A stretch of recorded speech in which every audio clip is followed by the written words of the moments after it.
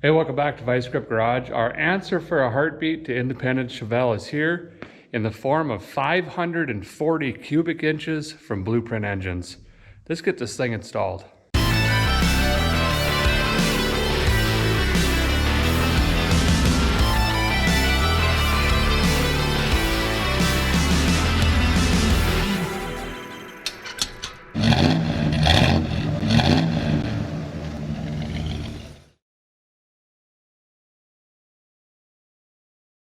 We're going to come back to this beautiful unit in just a second, but let's go take a look at the old rig here. 460 cubic inch Chevy, just a 454 board over. Now I tried my darndest to find stainless valves, a head repair shop, just a cheap rebuild kit. Pretty much went down all the options, and I was down to just knocking down the ridges on the piston, putting in a valve, and just sending the thing. But I can't even find valves that quick. And like I say, head shops are way out. Now I have a different head for I believe they're 781s. I'd have to go check. But even if I swap the valve springs, the installed height on the valves are wrong, we'd have contact there, and it's not gonna work. I went through all the options. Now this engine is not bad, it's not junk, it can absolutely be rebuilt. I just wanna do it correctly. I don't wanna rush it. And, you know, we could save it for another project. We could save it for a backup. We can take this engine out and put this one back in. I mean, we've got some options. But for now, we're just going to rob all the accessories off of it. And then we have all of the different bleep bloops and doodabs and whatchamacallits that we need to take off. Couple small fitment issues I'm going to go through here in a minute. Let's take a look at this beautiful unit. 540 cubic inch. Big block Chevrolet. The really cool thing about this, that block right there, is manufactured and machined right here in the USA. So is the crankshaft. Everything is assembled, inspected, and dynoed right here in the USA as well, right in the Midwest. In fact, I was blessed enough to actually hook my peepers on this whole process. I think it was Midwest Drags. We swung in there and took a look at this, and I was blown away with how much hands-on care and attention each engine gets. And they literally dyno every single engine before they crate it up and send it off, not only making sure that you're getting the horsepower you're paying for, but they're also looking for oil leaks and you name it. So we'll take a look at this one here. Now this one is sold at 600 horse, but this guy here put out 668 horsepower and 648 foot-pounds of torque. Now, that's naturally aspirated on pump gas, fellers. So, when we put the sushi slicer on this, the procharger, start blowing some wind through this thing, plus add in X85 fuel, we're easily, conservatively, gonna be dancing on 1,000 horsepower, and that, you know, that's going to recycle some tires, is what I'm saying. Now, this is what they call a power adder ready. So it's 8.5 to 1 compression. Obviously, it's got aluminum heads. That's their brand heads. They machine them, design them, manufacture them, obviously. It's got a solid roller cam, forged crank, forged pistons. It's got H-beam forged rods. It's a standard deck height. It's a 4-bolt main, 4.5 inch bore. And like I say, that's a brand new cast iron block that they manufacture right there. Now here is the crazy thing about this, is they know full well, guys like me that buy this engine, we're gonna get every penny out of it, right? And they know that this is getting procharged going in a burnout car. Doesn't matter. You get a 30-month, 50,000 mile warranty on this engine.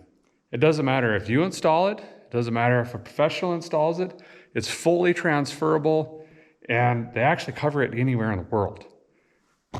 It doesn't even make sense. Wow. Anyway, basically, this engine is going to be around the channel for ever, basically. And it comes with not only the dyno sheets and everything like this, but it has installation instructions. Here's that warranty page. Well, I can't get my hands to work, for Pete's sake. Right there. There it is right there, 30 months, 50,000 mile. It also has recommended parts lists, all the break-in oils, gaskets, I mean, you name it, comes in a nice kit. But this is a beautiful engine. They did a really good job. Now, fitment issues. Mentioned that earlier. Over here on this guy, we have what's called peanut port heads. We've got a smaller oval kind of shape intake port, and then we've got the square exhaust port over here. Now the Holley intake, to match these engines, look how small these ports are. You can see where the gasket was over here. And that's not necessarily Holley's fault at all. It's just this is an old style intake. This is what they had and can manufacture. And we were losing a ton of horsepower right there, just with the intake runners. Now, the good news is the Blueprint heads have the massive rectangle ports. These flow very, very well. And it's kind of their own design. These are raised exhaust ports. I'll kind of show you on the other one, but the original like 049 heads or any Smog era cast iron heads, the exhaust port is way down here by the bolt. But now they raise them up, and that's so the exhaust fumes aren't making the sharp 90, they're kind of coming up and out. So they've proven that these flow tremendously better. Again, this is a solid roller. So you'll see we'll have a little bit of play here. You've got cold lash set and hot lash set. All this is adjusted, it's girdled. This is what I was thinking about doing on my other one. So now with the intake runners, you can see the large rectangle port. So fitment issues. Obviously, that intake is not gonna work. I've got the new style Holley intake on the way that's gonna match this engine. Really hurt the checkbook, but it needed to happen. I wished I could have done it a long time ago, but I was trying to save money with the other heads. Now we've got good heads, so we've got to catch our intake up. So that's on the way. I've got some refurbished injectors on the way because these have been sitting and I don't have time to get them flow or bench tested. Now another fitment issue is with the girdles, the valve covers that we have currently don't fit. So the options are run a spacer and our old valve covers, or use the Blueprint valve covers, aluminum, they're nice, with a spacer. Oop, that's the wrong direction.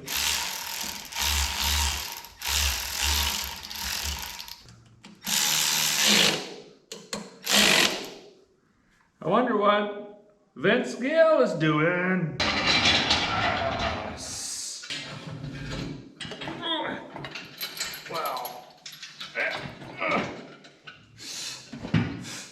Okay, that's completely wrong, but it's what we got, you know. Here we go. Here we go now.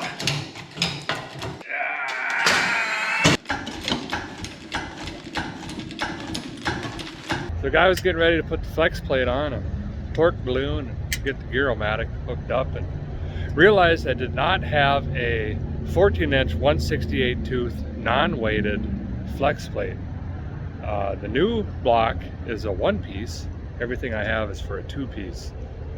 I searched around town locally. It's Saturday, nothing's open. If anything was open, they couldn't get it. They have to special order it. I found some at Summit, however, but even if I overnighted it, they'd have to ship it on Monday, so I wouldn't get it till Tuesday. So I did the right thing and just drove to Georgia to Summit Racing. Yeah, I picked it up today. Now I'm gonna lose all Saturday driving, basically, Sunday morning probably. But I still gained 2.5, maybe 3 days of wrenching.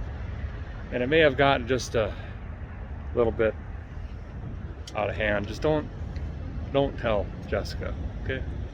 Why do you have so much carburetors here? There's a lot of them, huh? Whoa! It's the size of my head. Yeah, it's a big one. Dominators. Lots of fuel making happeners and different flavors. Did you find our flex plate? Yeah. One of these, huh? We got it ordered, we just got to pick it up at the counter.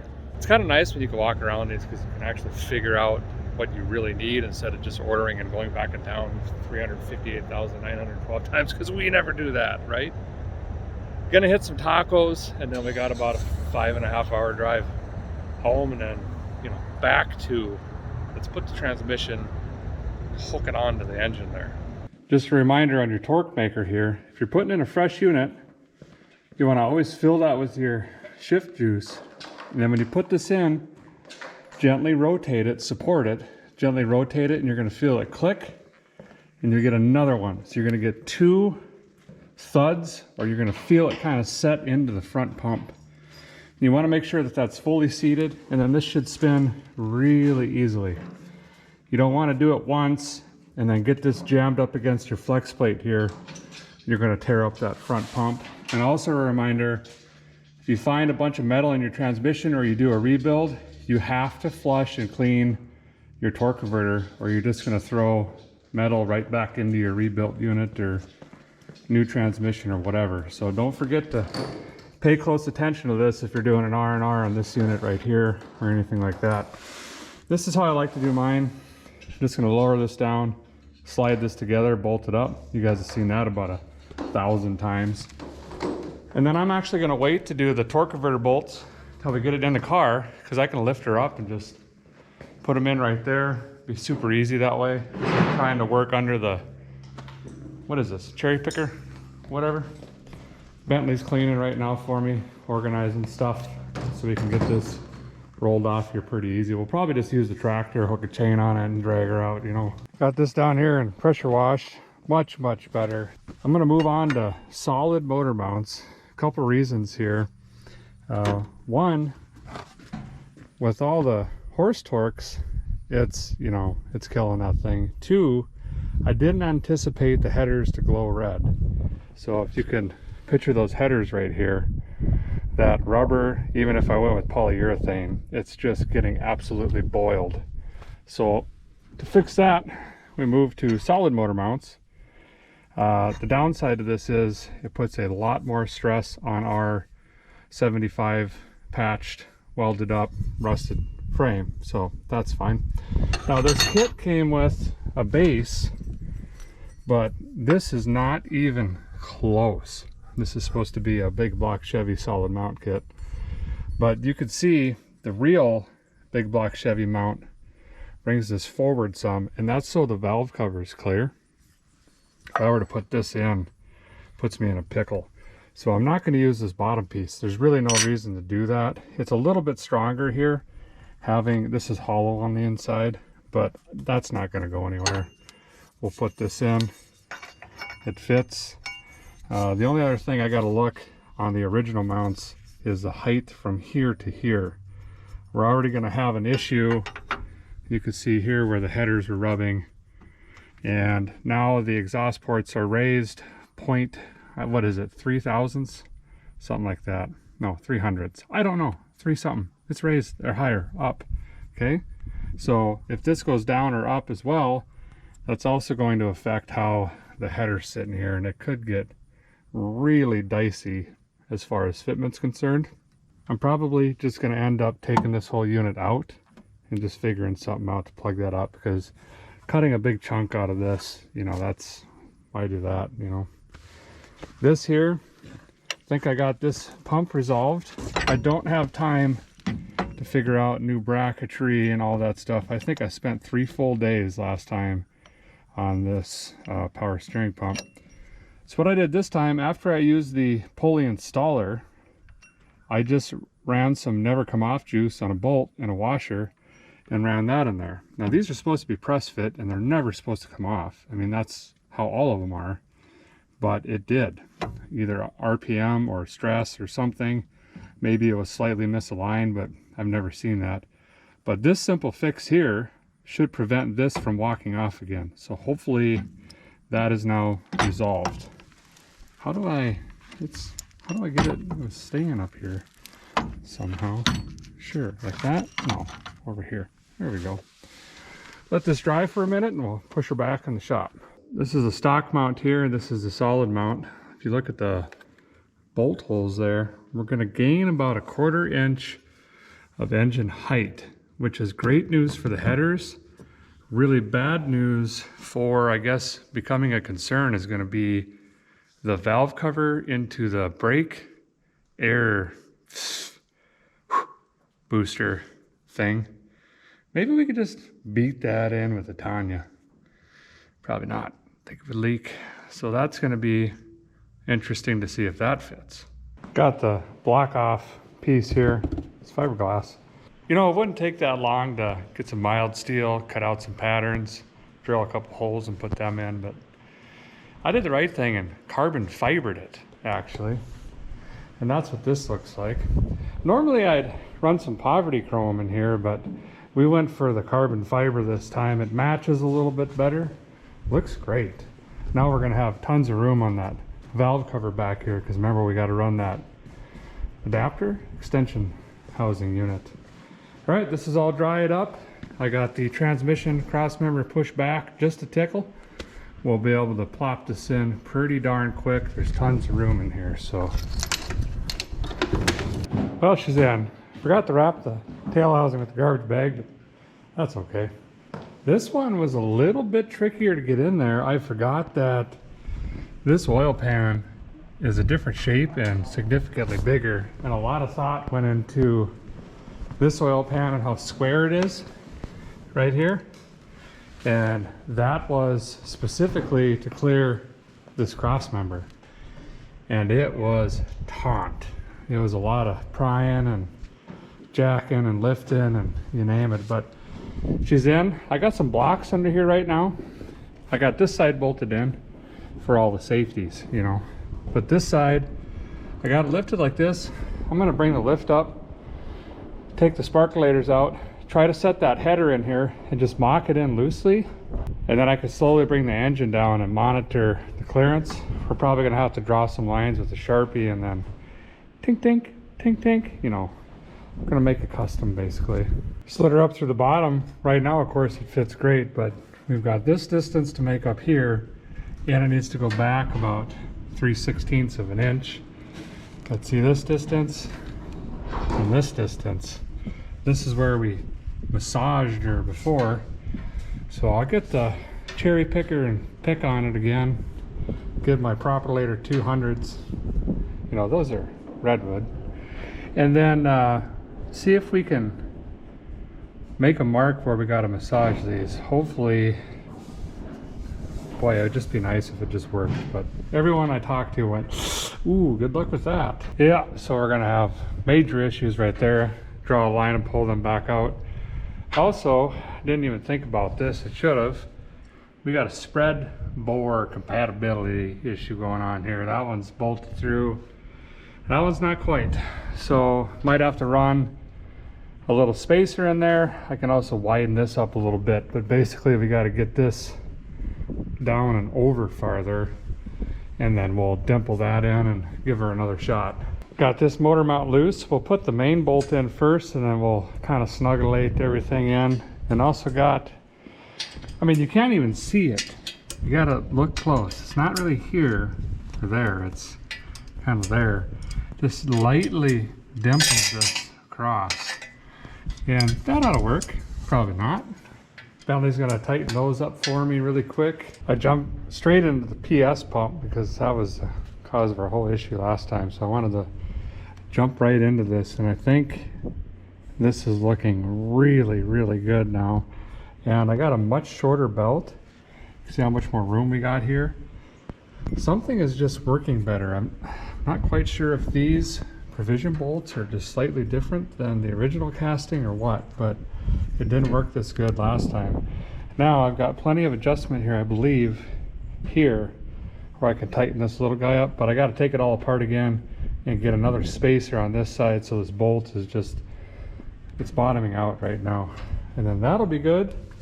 And that's kind of the last of the pain. I might go ahead and put the water pump on, the other header, and then we could start just, you know, all the other stuff. Guys, got the drive shaft just kind of loosely sitting in there because I need to figure out this guy right here. And this is a drive shaft loop. It's one of many different flavors of universal kinds that you can get. Some have longer straps that come across. Some are even offsets that kick right off of the trans cross member. Those are kind of the most sturdy, plus you don't have to bang them through the floor, but we want to get this as close as we can to the U-joint and get this firmly fixed to the floor, something like that. And that way if the drive shaft goes out, this doesn't tear through the floor and take a leg off.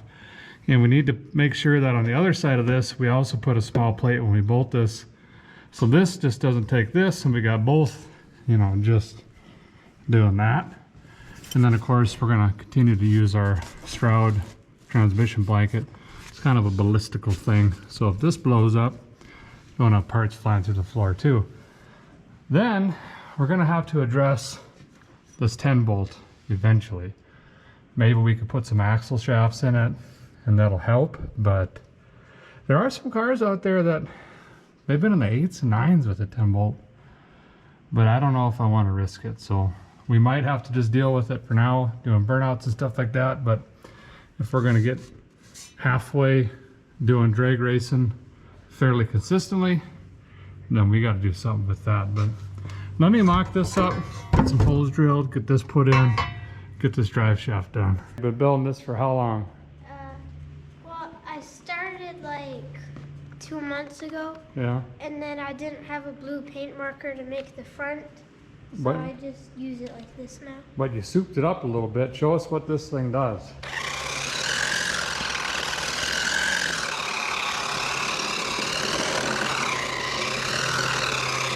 Nice. This is burnout car. It does pretty good. Yeah. Okay, drive shaft loop is in. I think NHRA wants you within 6 inches of the center of the yoke here or U-joint, but you know, close enough.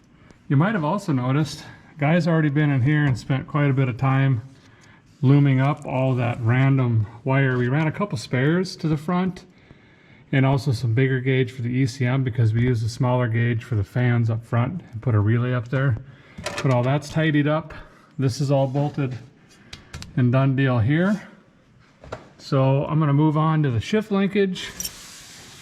That's already in park. Get all the digicals and the O2 plugged in, and we'll get the Wix filter and new gasket in there. And we're pretty much, other than the fuel lines, we're done beneath the car. All right, filter trays in, gaskets in, all that's done. This is all put together. I gotta get a little cotter key in here at some point. I'll forget it, probably. Last thing to do before we throw the diaper on here is put our torque-relator converter bolts in here.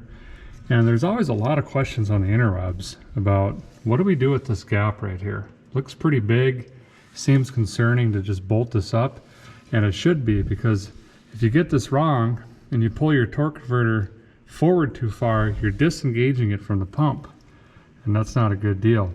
Now the maximum you want to pull this forward is 3/16 of an inch, forward being towards the flex plate. What I like to do is always just grab a 3/16 Allen key, Allen wrench, Allen turner runner, or offer.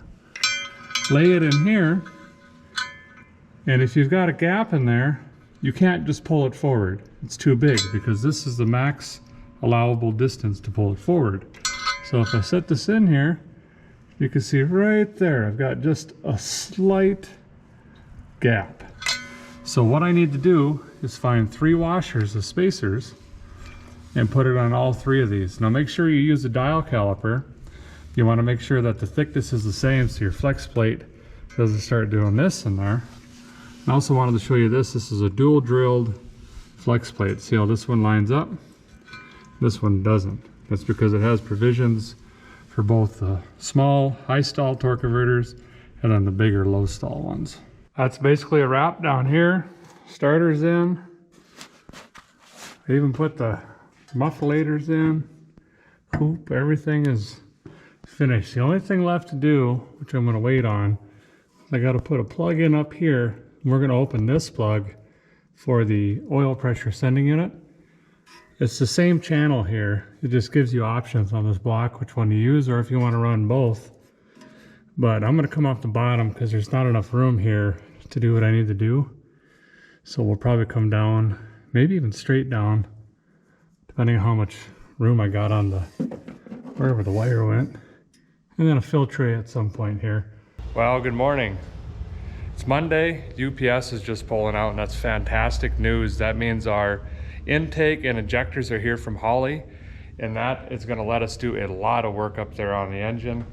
We were able to keep busy all weekend, which is great. We got a ton done, but the other big thing we're waiting on from Motion Raceworks is all of our new fuel line for the new fuel pump and fuel system. We had to go from 6 AN line all the way to 10 feed and 8 return. So that involved replumbing everything, and then I want to change up how we're plumbed on the actual fuel rails itself.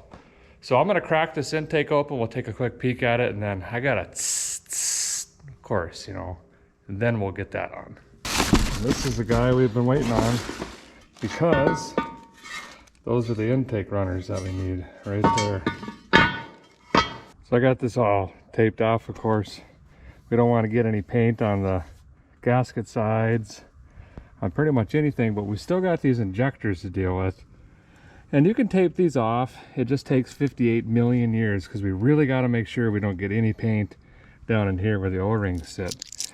But here's a trick. It'll cost you $2, but is absolutely the fastest and easiest way to do this. Just lay quarters down right over top. When you're done painting, pop them off, and they'll still work in the soda pop machine. I'll be dipped. This is that duplicolor I always use, the 1634 low gloss. I use this on not only engines, but like frames and chassis and stuff like that. It saves so much money, and it looks great. Also sticks to virtually anything, so you don't have to like really prep your frames. You just gob this in there, you know. While the intake's drying, I'm drilling 2 inch and 3/8 holes here, and I'll put a grommet in there, and that'll leave us with 5/8 grommeted holes for a feed and return fuel line. Used to run both through here, but they were little 6 fuel lines, which is about the same size as that. Now I'm just going to keep these separate. Digicals will be off by themselves. I've got main power here, and then all the auxiliary over there, and then we'll have fuel off by itself too. Grommets are in. They're a little misshaped. Look like, you know, 90s Fords eggs, but that'll work. Fuel cell's in. This particular fuel cell that I needed with this Aeromotive pump did not come with straps, so I just quick made some out of some stock strap, and these are going to work just fine. For now, I think we're going to pause the lathe on this. Boop. We'll go back up and get that intake on. It's been drying out in the sun, and there's a lot of work to do up there. Watch this now.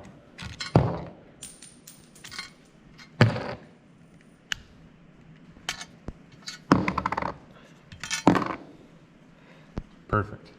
Getting some gaskets laid in here. I like to use this Permatex high-tech sealant if I've got some laying around. You can also use room temperature vulcanization cream or whatever, spit, super glue. If you put a little bit on the other side of your gasket, it's going to hold it in place for you, and that way when you're getting rid of down here on your China walls, this isn't going to be moving around, and you can be sure to get a good connection here. Wanted to show you this here. You got to be really careful when picking gaskets. You can see how nicely this one fits. This is a Dart brand, but there's other brands out there that impede on the port, which isn't going to make a huge deal, but just, you know, be aware. Also, this one is really thin right through here as compared to right through here. So just pay attention to that. I usually end up getting a couple different brands and trying them out when you get into a new head, and then just returning the ones you don't use, and then going forward, you know which gasket is going to work out for you. On the old engine, Felpro seemed to work the best, and these are Dart brand. Well, it's very, very late. I'm going to give you an update here, grab some sleep, and then I got to run into Nashville in the morning and hopefully find a couple fittings, because I'm shut down right now. Basically got everything done that I can do. Obviously water pump's on, intake's all buttoned up, got the injectors in. These are 160-pound injectors, different fuel rails than the other one. Got the throttle body on, lightning whirler. So everything's looking pretty good here, but I don't have the fittings here. I need 4 of them to come off in the 90s.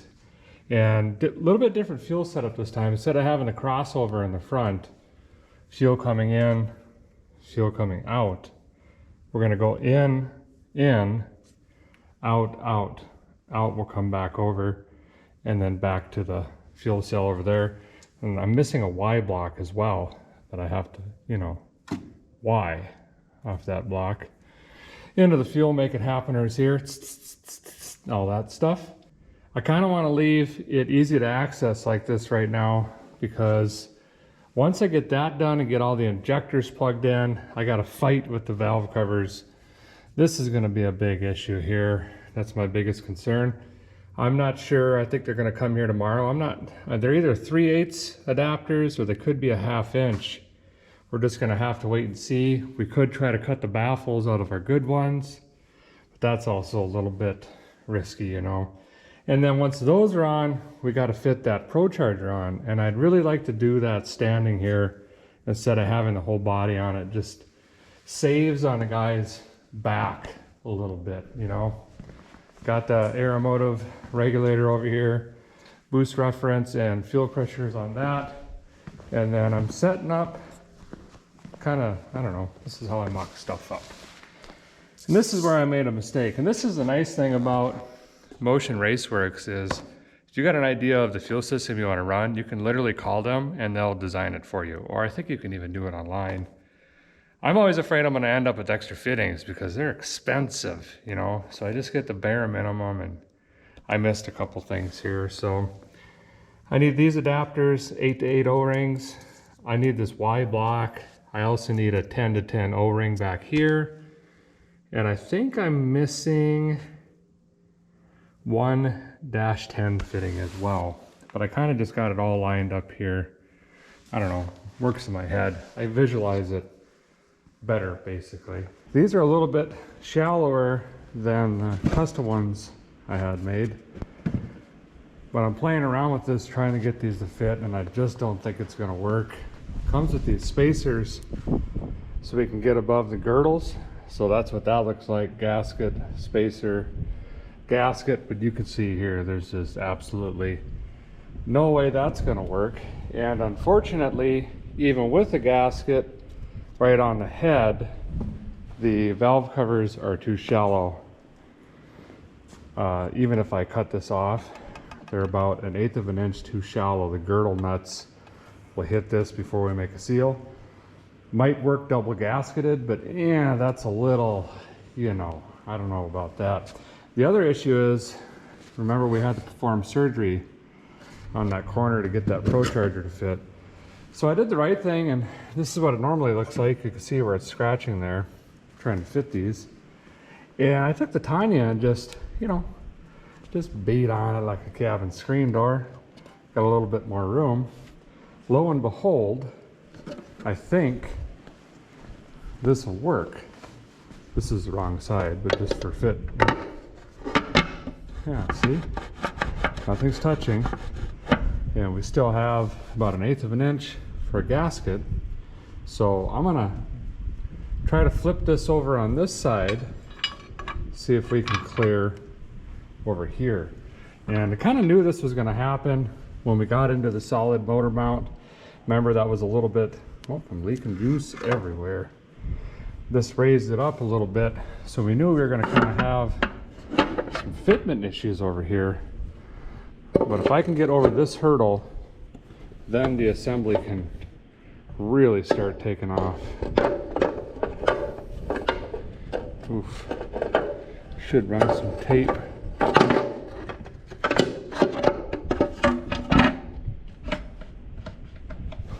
Oh, boy, is that close. But we're good, because remember now, there ain't no rocking. When the frame bends, which is gonna happen, hopefully a taco is at the door jamb over there. So this whole front frame section should move with the firewall, see? So that gap shouldn't change.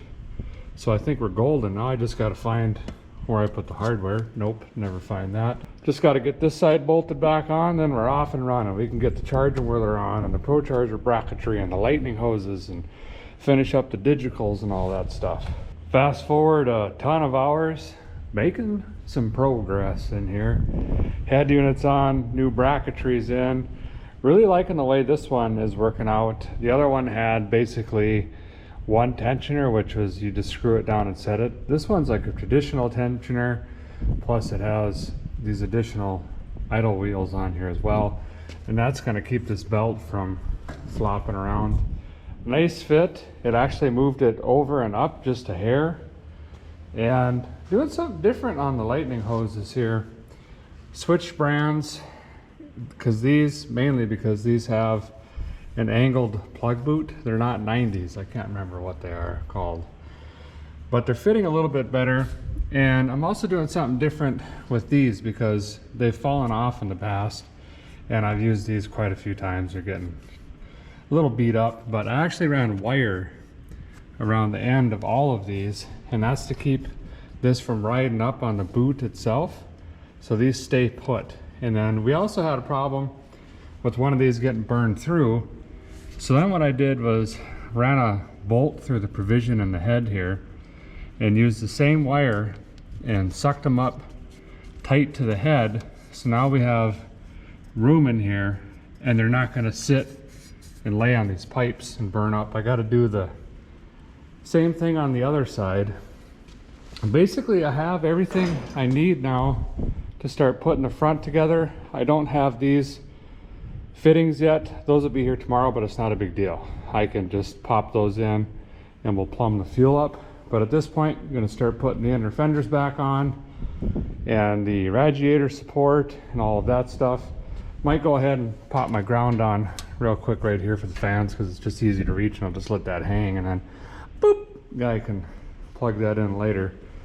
But it's starting to look like, you know, a machine again, finally.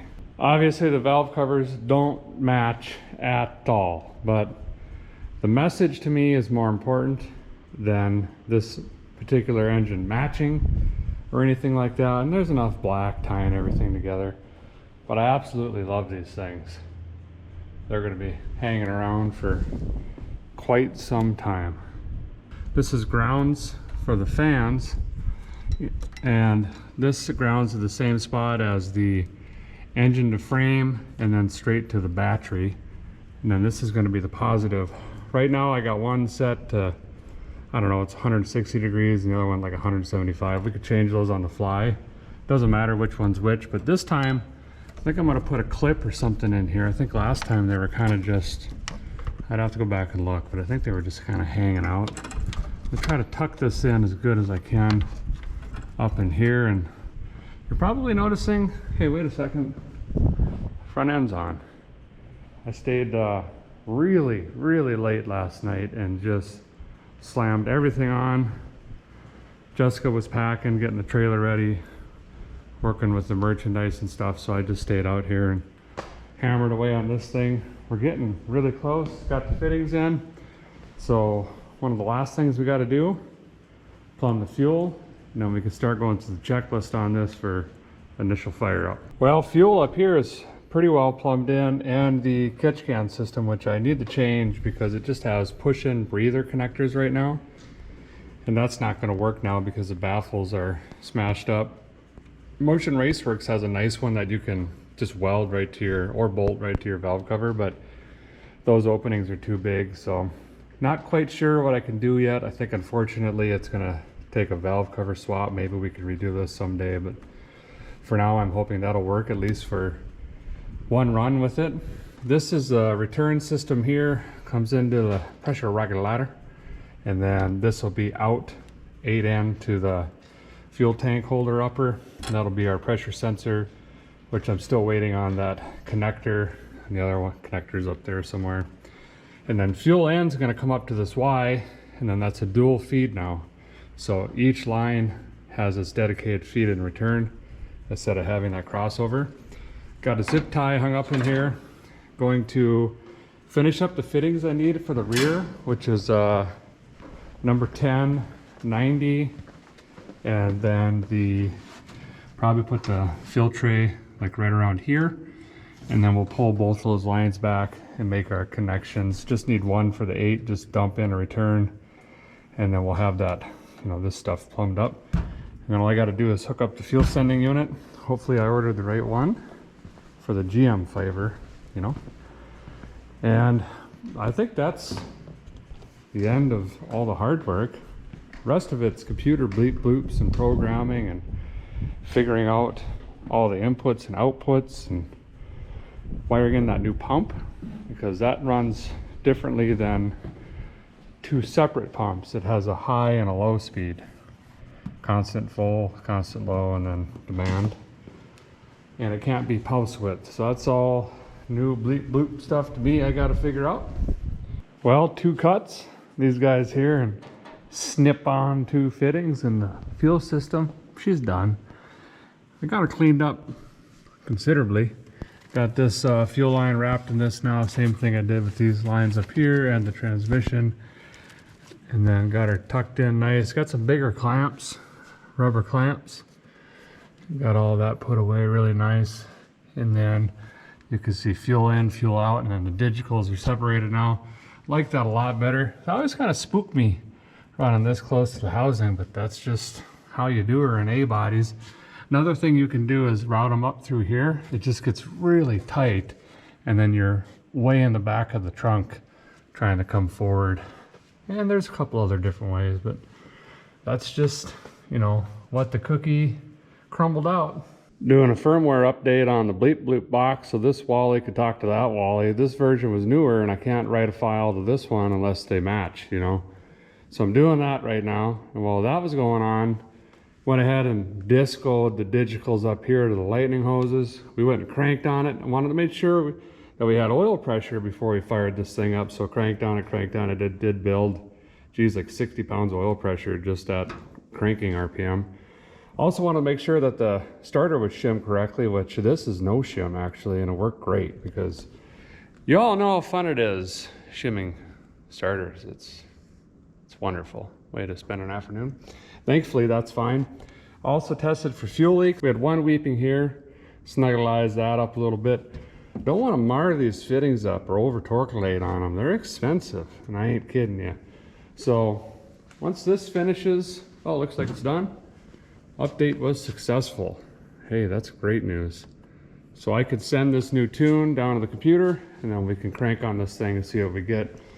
Obviously, quite a bit's changed. We went from 460 cubic inches to 540, so the fuel tables are going to be all different and everything. So I think I got it where I wanted it, and then I went ahead and actually sent it over to Eric at Procharger, who's been fantastic through build 1 and build 2. We talk all the time with questions and stuff like that, and he was nice enough to take the tune and put some lipstick on it for me. So I think we're at a starting point anyway to get this thing fired up. At least enough to get it onto the trailer, because my plan is to swing into Kevin's over at KSR Performance, have him put this on the dyno and actually tune the thing up on the dyno right before the competition, so we know that we're good and safe. So here we're going to send this file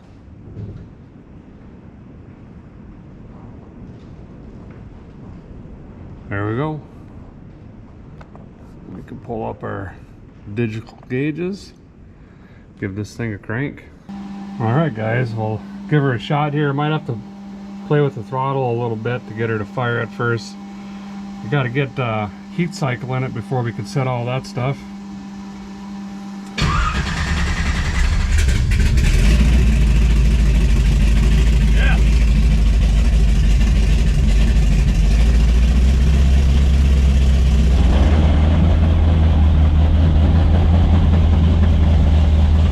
Independence is back, and we got way more cubes and way more horsepower.